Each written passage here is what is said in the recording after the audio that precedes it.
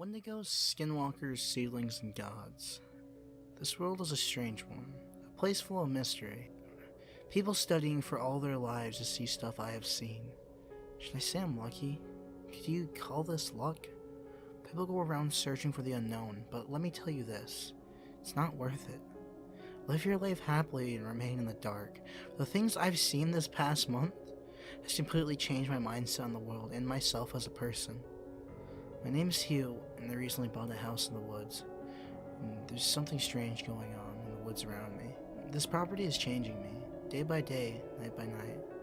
I feel as if my body is changing. I notice I have been able to lift a lot heavier things I shouldn't be able to lift. At my size. Honestly, I have no clue why. Well, anyways, it's been a month, and I have been absent and have not been able to get my posts on here. This was due to my internet being out and me studying. You might be wondering what I'm studying. The creatures that inhabit these woods, and the things I've spotted crawling around in the forest. And the animals, for example, are even weirder than half of the monsters I have met. Yesterday I saw a skinny pale deer just straight up standing on two legs, no clue why, and I shot it. No, this was not a skinwalker or a monster, just a weird deer. Your guess is as good as mine as to why it was doing what it was doing, but you know what? That isn't even remotely close to taking the top place for the weirdest shit I've discovered this month. I'll be honest, since my last post, my mindset has changed massively, and I don't believe I'm mentally okay, or should I say stable. I've noticed my feelings have begun to fade. Sensitivity is almost out the window. I find that I'm more selfish now, and have been focusing on myself and Charles the seedling, and yes, I named him Charles. I remember the last time I talked to someone that wasn't just someone passing through my property lost.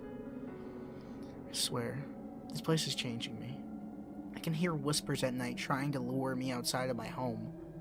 I swear, one of these nights they're going to take me, and it's going to be the last of me. I don't want to leave this place behind and leave this property to corruption. I have one theory of what's going on, and like I said, I've been doing lots of research on my own. My first discovery, which would make a lot of sense of why I've been changing, has to do with Charles. Charles just always made sure I eat berries. He picks them for me every day. Might be thinking, oh, that's sweet of him to do, but I believe this is for a reason. When the man died and was buried, a cherry blossom tree grew where he was set. I believe the berries could be infused with some magical essence by the seedlings. Maybe they are like super vitamins, but in fruit form. I'll agree, it's awesome, but the series has some dark sides to it. I think the whole reason for him feeding me these are to protect me, which is awesome and sweet, but I believe he's making me stronger and helps to destroy the corruption of the property. I don't know if I can run from this madness. I feel as if it already consumed me. What if these creatures got out? Should I just run and let them do as they wish? No? Yes? I don't know. I have so many questions, so little time. Day by day, more come, more go, more stay. I'm sorry, just let me recollect myself. I think I've been chosen by the forest to stop what's going on. I've done studies on that weird door. Me and Charles took a trip to the door on the way. I felt a strange feeling as if something was watching me the whole entire time. My suspicion turned out not to be paranoia. When I turned my back, a white pale creature with no face was just standing there staring at me. I don't mean something stupid like Slender Man. This fucking thing was copying my movements, and it was nude. No way I was letting that creepy little shit follow me any further than it already had. I raised my hand and it followed. I clenched my hand and blew a hole into its chest. The thing scampered away into the woods. I was not going to take any chances. If anyone feels bad for the creature, I caught that little fucker eating my internet antenna. Should have gone for the head. When we arrived at the door, I noticed there were large hoof prints on the ground around it, and bones seemed to have been scattered around it. I reached for the door handle and twisted it, and it actually opened, and what I saw on the inside was darkness. I didn't dare walk through, and for fear of my life and Charles, I closed it immediately. I asked Charles where it led, and he pointed to a pile of bones laying on the ground. I picked him up and ran back to the house, and to the people who don't understand, I believe Charles meant that it's the land of the dead.